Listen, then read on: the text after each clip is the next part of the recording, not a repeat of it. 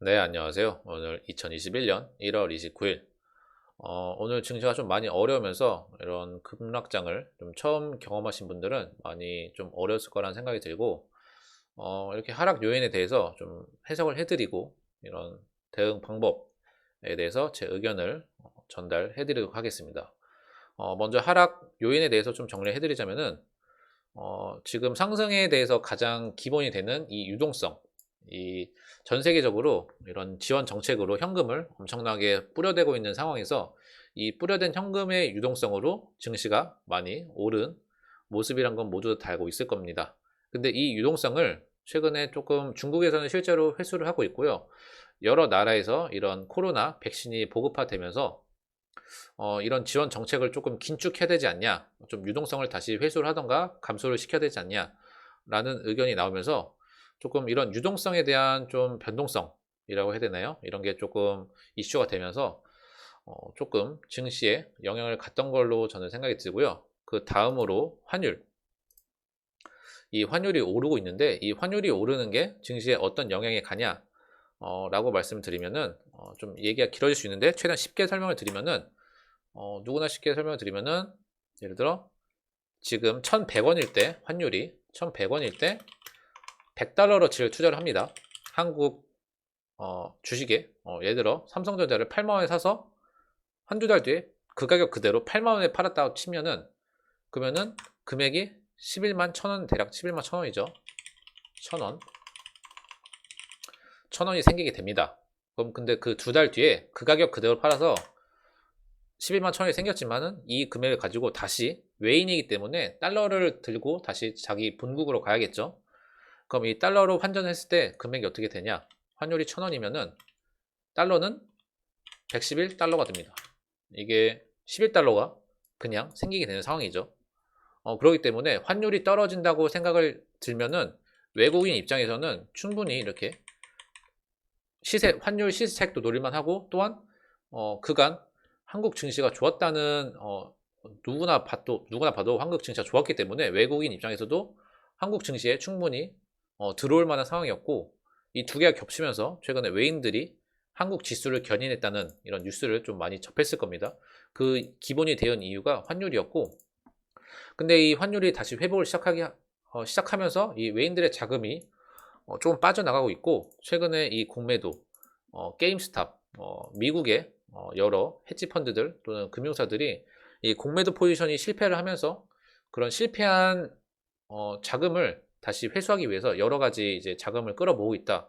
그래서 여러 가지 주식을 매도를 하면서 좀 증시에 영향을 가고 있다라는 의견도 있고 또한 실제로 이 공매도 국내 또한 이슈가 되고 있고 이 국제통화기금 전 세계적으로 지금 공매도를 이렇게 오래 연장하고 있는 나라는 거의 제가 알기로는 한국이 유일합니다. 뭐 미국, 영국은 아예 공매도를 처음부터 코로나 사태 때도 실행을 하지 않았고요. 대부분 다른 뭐 일본 뭐 이런 나라들은 길게야 한 6개월, 3개월 이 정도 공매도 금지를 하고 다시 재개를 한 상황이고 지금 거의 유일하게 이렇게 공매도 금지를 하고 있는 상황에서 국제통화기금 IMF에서 다시 재개를 해라 라는 권고를 내리면서 또한 실제로 3월 또는 길게 봤을 땐 6월에는 다시 연장을 한다는 뉴스가 많이 나오면서 좀 이 개인들의 매수 심리에 많은 영향이 가고 있지 않나 라는 게 제 의견이고요. 그 다음으로 실적 시즌. 실적 시즌은 대부분의 주식들이 대형주들이 실적이 엄청나게 좋게 나왔습니다. 이 코로나 사태에 비해 보시면은 LG전자는 뭐 역대급 실적, 삼성전자도 뭐 전년 대비 거의 30% 가량 영업이익이 늘어났다라고 보이면서 그러면은 이런 실적이 엄청나게 좋게 나오면 보통 주가가 상승해야 되지 않냐?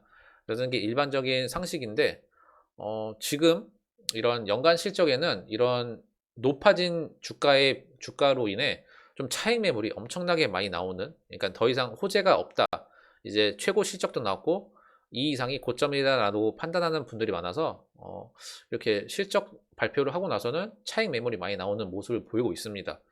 그렇기 때문에 실적 시즌이 아직까지도 다음 주에 네, 화수목에 남아있기 때문에 실적 시에 남아있기 때문에 저는 아직도 조금 어렵다고 생각이 들고요. 분명히 이렇게 좋게 나와도 정말 어닝 서프라이즈, 기대보다 그 예상 높게 잡힌 예상 실적보다 그걸 훨씬 더 뛰어넘는 어닝 서프라이즈, 이런 어닝 서프라이즈로 좋은 상황이 아니면은 조금 어렵지 않을까라는 게 제 개인적인 의견이고, 그럼 전체적으로 이런 지금 조정이 이런 요인들로 인해서 좀 비정상적으로 많이 내려가고 있는 상황인가 라고 말씀하시면은 저는 개인적으로 지금 정상적인 조정이라고 저는 말씀하고 싶습니다. 왜냐면은 이렇게 급락이 있으면은 급상승도 있기 때문에, 최근에 엄청난 급상승을 보였죠. 보시면은 네, 엄청나게 급상승을 보였기 때문에 이런 조정도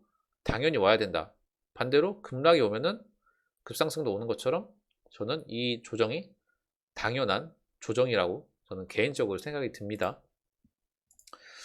그럼 이런 조정이 왔을 때 이런 하락장에서 대응 방향, 대응 방법을 물어보신다면 저는 이제 두 가지를 말씀드리는데, 가장 먼저 말씀드릴 게 관망. 언제까지 관망을 해야 되냐라고 물어보신다면 저는 2월 중순, 2월 15일까지 말씀드리고 싶은데, 그 이유가 뭐냐? 보시면은 우선 옵션 만기일이 2월 10일 날 있습니다. 2월 10일. 옵션 만기일이 그렇게 최근에는 큰 영향을 주진 않고 있지만은 제가 설명을 드릴게. 그러면은 예를 들어 이렇게 1m짜리 봉이 있다고 가정을 하고 또한 3m짜리 봉이 있습니다. 그러면은 이 1m짜리 봉에 똑같은 힘으로 톡 하고 치게 된다면 이 봉이 흔들리겠죠. 이 흔들림의 폭이 1m짜리는 뭐 요 정도라 되어 치고 흔들리다가 결국 다시 제자리로 오는 이런 모습을 볼 수 있을 텐데, 반대로 이런 3m짜리 봉으로 똑같은 힘으로 톡 친다고 쳤을 때 이 움직임이 훨씬 더 크지 않을까, 이 변동폭이. 이런 지금 상황으로 설명을 드리면은, 똑같이 이 주식시장에 지금 높아져 있는 상황에서 이런 작은 영향들, 이런 뭐 실적, 공매도, 이런 환율, 이런 작은 영향들이 큰 움직임으로, 변동성으로 보이지 않을까라고 생각이 들기 때문에, 이런 작은 영향들, 저는 아직 2월 10일 날 이런 작은 영향도 남아있고, 또한 달력을 보시면은 1월은 이제 마감을 했고 2월로 넘어가서 보시면은 설날 연휴가 있습니다. 보통 연휴에는 이런 현금 확보를 위해서 많이 매도세가 많이 발생한다는 모두가 알고 있을 겁니다. 또한 2월달 달력을 보시면은 제가 아까 말씀드린 실적 시즌 2월 2일, 3일, 4일 남아있기 때문에 2월 2일, 3일, 4일 남아있고, 금요일은 오늘 경험하셨다시피 항상 금요일은 좀 어려운 장이 확률적으로 많습니다. 금요일은 항상 어려운 장이 많기 때문에, 그리고 이 말씀드린 연휴 전에 이 매도세, 현금 확보로 인한 매도세 이어지고, 또한 이런 옵션 만기일까지 겹쳐 있다 라는 점을 봤을 때는 저는 이런 이슈가 다 끝나고 2월 15일 날 조금 주식을 조금 쉬시다가 2월 15일 날 다시 오시는 게 좋지 않겠나라는 게 제 개인적인 의견이고요. 그러면은 기존에 보유하고 계신 분들, 이런 거는 좀 어떻게 대응을 해야 되냐 라고 말씀드리면은, 저는 지금은 다시 밑에서 줍기보다는 조금 관망을 하시면서 이 보유하고 계신 종목들은 현실적으로 할 수 있는 방법, 저는 물타기 말고 세타기란 걸 말씀드리고 싶어요. 세타기 뭐냐? 그냥 기존에 가지고 계신 종목을 그 자리 그대로 샀다 팔았다 하는 겁니다. 그럼 예를 들어 지금 오늘 하락을 맞아서 마이너스 30%가 찍혀 있는 종목이 있다고 치고 0%와 있는 종목이 생각을 한다고 하면은, 오늘 급락을 맞아서 마이너스 35%가 됐습니다. 이 종목은. 그 다음에 이 종목도 똑같이 마이너스 5% 맞아서 5%가 됐습니다. 근데 이 30에서 35%가 된 거는 감정이 무뎌진다는 거예요. 이 영상은 제가 이제 어제 보면서 이 천영록 대표님이 올려주신 영상, 이 영상을 참고하시면 되는데, 제가 간단하게 설명드리면은 이렇게 마인드 컨트롤이 조금 힘들다는 거죠. 이렇게 0%에서 5% 된 거는 좀 이성적으로 판단이 되고 이렇게 바로바로 대응을 하고 계속 생각을 하는데, 30에서 35%가 된 거는 그러려니 그냥 30에서 35%가 됐구나, 무뎌진다는 거죠.